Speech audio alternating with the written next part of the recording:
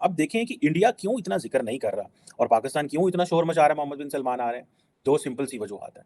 पहली वजह ये है पाकिस्तान का शोर मचाना, फिर बाद में बात करते हैं कि बेसिकली मोहम्मद बिन सलमान जो थे, वो 2019 में जब गए थे इंडिया तो उनको बड़ा प्रोटोकॉल मिला, ये वो घोड़े-शोड़े इधर-उधर आगे पीछे बड़ा उन्होंने एक बड़ा हाई लेवल का वेलकम दिया था और फिर उन्होंने काफ़ी इन्वेस्टमेंट्स की भी बात की इंडिया के अंदर और बहुत सारी चीज़ें की और जो प्राइम मिनिस्टर मोदी हैं, वो प्रोटोकॉल तोड़ के जो है वो उनको एयरपोर्ट लेने चले गए थे और जप्पी-शप्पी जो पीएम मोदी का एक खासा है द जप्पी पीएम, वो जो है उन्होंने जाके डाली। That is his style basically and I think that is a good style in one way और द अदर।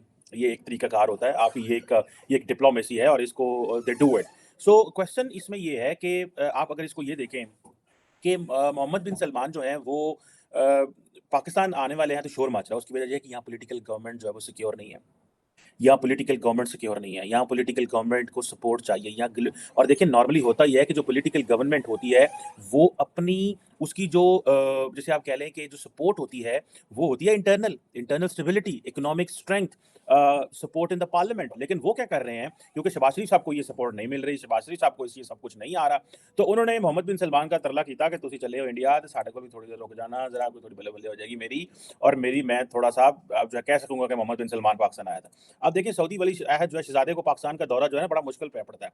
एडा कोई आसान काम नहीं पाकिस्तान का दौरा करना, अरबा डॉलर पाकिस्तानी ले लेने दें, ठीक है। तो ये उनकी बड़ी मेहरबानी है कि पुरानी पाकिस्तान की वो ये डॉलरों वाली रवायत जो है उन्होंने कायम की हुई है कि कोई भी जाए वो डॉलर दे देते हैं। इसका तो पाकिस्तानी लीडरशिप इसीलिए तो हम शुक्र करते हैं यार कि ये देखो कितने अच्छे हैं, हमारा ख्याल करते हैं। जिधर भी मंगन जाने हौसले सन दे देते हैं। अच्छा इंडियंस इसका शो नहीं कर रहे कि वो आ रहे हैं, हमें पता ही नहीं है डेट्स, मतलब आज 11 नवंबर होगी, ये 12 नवंबर है, ऑलमोस्ट 11 नवंबर है और 10 दिन के बाद है, लेकिन वो परवाह ही कोई नहीं कर रहे हुए। ठीक है आ जाएगा यार, अभी डेट्स तय नहीं हुई। ठीक है जनाब, ये तो हो नहीं सकता डेट्स तय ना हो, डेट्स तो बिल्कुल तय है, हर चीज़ की अरेंजमेंट है, एक आधे दिन का ऊपर नीचे हो सकता है। लेकिन इंडिया को उस तरह मोहम्मद बिन सलमान की ज़रूरत नहीं है जिस तरह पाकिस्तान को मोहम्मद बिन सलमान की ज़रूरत है। इंडिया को उस तरह सऊदी अरब की ज़रूरत नहीं है। गो के प्राइम मिनिस्टर मोदी जो हैं, उन्होंने उनको ज़रूरत है क्योंकि वो जो कश्मीर के ऊपर जो प्लान रखते हैं, वो तभी पूरा होता है जब मोहम्मद बिन सलमान, मोहम्मद बिन ज़ैद और जो बाकी जीसीसी के लोग हैं वो सारे नरेंद्र मोदी के साथ मिल जाएँ। मोहम्मद बिन सलमान और नरेंद्र मोदी का जो पर्सपेक्टिव है रशिया के ऊपर वो सेम है। मैंने थोड़े दिन पहले एक डिस्कशन में ये कहा था कि किस तरह प्राइम मिनिस्टर मोदी और किस तरह मोहम्मद बिन सलमान जो हैं वो अमेरिका को आँखें दिखा रहे हैं। ठीक है जनाब? और अभी डॉक्टर जयशंकर रशिया जाके उन्होंने मज़ीद जो थोड़ी बहुत आँखें ऐसा ना भी काट-कूट दी थी। ठीक है जनाब? और ये वेस्ट को कहा जनाब हमने ये लेना है। इससे पीछे अगर आप जाएँ तो जो अमेरिका ये जो है वो अभी इनकी दोबारा मुलाकातें भी होनी हैं। ये अभी तो ये बाली में मुलाकातें होनी हैं इनकी, जो G20 समिट हो रही है इंडोनेशिया में, वहाँ से फिर उन्होंने दोबारा मुलाकात होनी है, इधर इंडिया में मुलाकात होनी है। तो आप इमेजिन कर सकते हैं कि किस तरह की जो चीज़ें हैं वो होने वाली हैं। अब अगर आप देखें कि सुनने में तो ये आ रहा था कि मोहम्मद बिन सलमान जो हैं वो आएँगे और वो बड़ा ज़ाहिर बात है क्योंकि इंडिया कहता है जी हमारे साथ तो बिज़नेस करें, इन्वेस्टमेंट करें। पाकिस्तान की तरह तो नहीं है कि सीधा-सीधे रुपये माँग लेना है और हम पैसे माँगते हैं हड़प करने के लिए। मतलब बस ठीक है अंदर आ जाओ, दे दो कोई अगो there is no point on that. वो क्या करते हैं वो they want that money because उनको अ, ये चाहिए। अगर आपको याद हो ये सुनने में ये भी आ रहा है कि जो सऊदी अरब है, ये बेसिकली जितने आसियान ममालिक हैं, इनके साथ भी एक बहुत-बहुत करीब एक जो है वो ताल्लुक एस्टेब्लिश कर रहा है।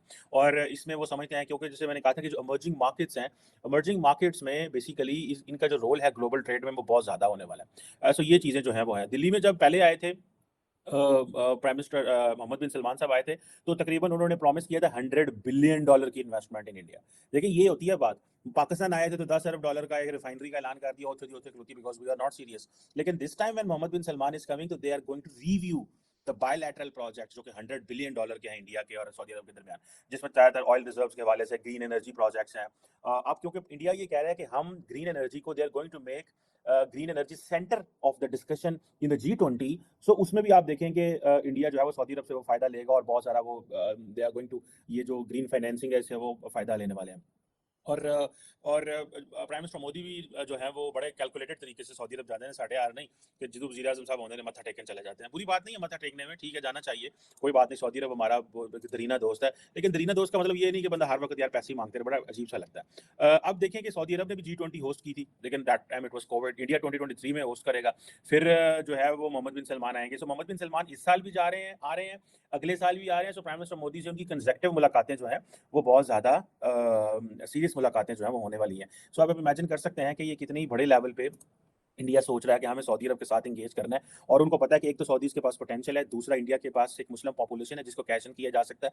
सुनने में तो ये भी आ रहा था कि इंडिया जो है वो अपनी जो मुस्लिम फ़ौज है वो भी सऊदी अरब को देने को तैयार है, कि अगर सऊदीज़ मान जाएँ तो वो जो मुस्लिम फ़ौज है, मुस्लिम जनरल जो हैं वो सऊदी अरब जा सकते हैं, because the Saudis always needed a security. तो ये काम पहले पाकिस्तान कर रहा था, फिर अमेरिकन्स कर रहे हैं, पाकिस्तानी भी कर रहे हैं। तो पाकिस्तान की जितनी बड़ी फ़ौज है अगर हम उसको आउटसोर्स ना करें तो हम रेवेन्यू कहाँ से जनरेट करें? ये भी एक बहुत बड़ा फैक्टर होता है। दैट इज़ व्हाई कि हम ये जो क्या नाम है उसका, हूँ तो भूल भी गया यार, वो जो एक इस्लामिक मिलिट्री अलायंस बना था, वो क्योंकि सऊदी अरब ने बनवाया था उस वक्त, मोहम्मद बिन सलमान का आइडिया था कुछ अरबों डॉलर लगा के, और था वो अलकायदा और इन चीज़ों के बारे में। तो वो उनको ये है कि यार इसको जो है ना वो कर दें। सो ये चीज़ें हैं।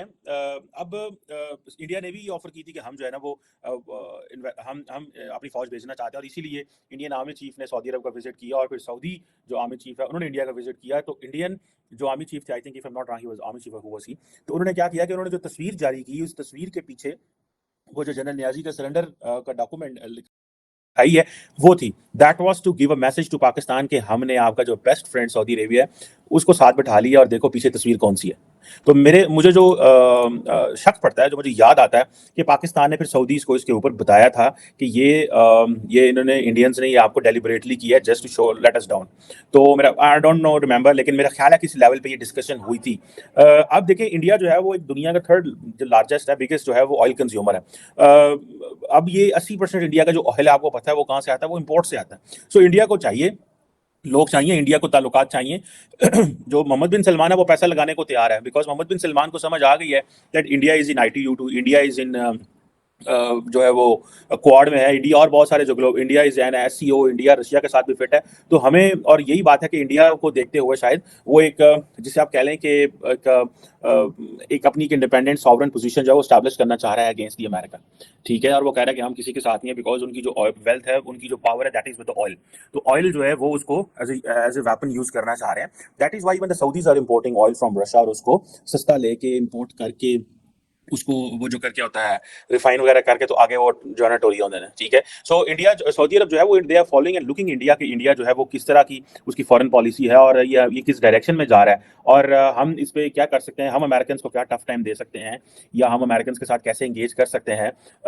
और मोहम्मद बिन सलमान ने अमेरिकन प्रेसिडेंट को भी, अगर आपको याद हो तो, स्नब किया था ऑन ऑयल। उन्होंने कहा कि हम ये आपकी बात जो है वो नहीं मानने वाले, और हम जिसे कहते हैं ना कि अपनी मर्जी करेंगे when it comes to the oil. अगर हम उसको इंपोर्ट कर रहे हैं रशिया से, या ओपेक का अगर ऑयल प्रोडक्शन इन्होंने कम कर दी को 15 million barrel I think a day, और 20 मिलियन बैरल अ डे, तो जिससे सारी बात है चीज़ें जो है वो मामला खराब है। और सुनने में आ रहा है कि इंडिया और सऊदी अरब जो है वो रुपी रियाल ट्रेड के बारे में भी सोच रहे हैं, और वो समझ रहे हैं कि ये हमें ये करनी चाहिए।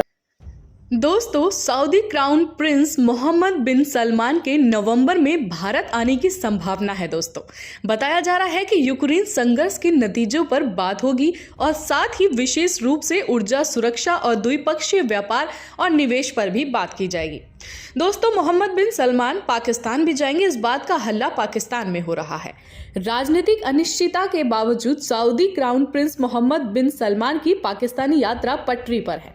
कई आर्थिक चुनौतियों का सामना कर रही शहबाज शरीफ सरकार चाहती है कि सऊदी क्राउन प्रिंस पाकिस्तान के लिए एक और वित्तीय राहत पैकेज की घोषणा करे। रियाद पहले ही $3 बिलियन से अधिक का ऋण दे चुका है, जिसे पाकिस्तान को इस साल के अंत में चुकाना पड़ना है।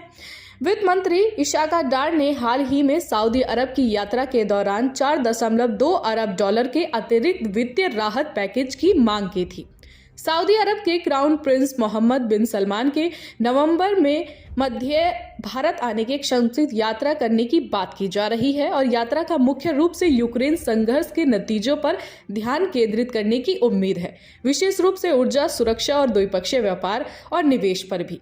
यात्रा के संबंध में दोनों देशों की ओर से कोई आधिकारिक पुष्टि तो नहीं हुई है, और इस मामले में परिचित लोगों ने कहना है कि क्राउन प्रिंस, जिन्हें पिछले महीने राज्य के प्रधानमंत्री नामित किया गया था, 15 नवंबर से इंडोनेशिया में G20 शिखर सम्मेलन के लिए नई दिल्ली की यात्रा करने की संभावना है।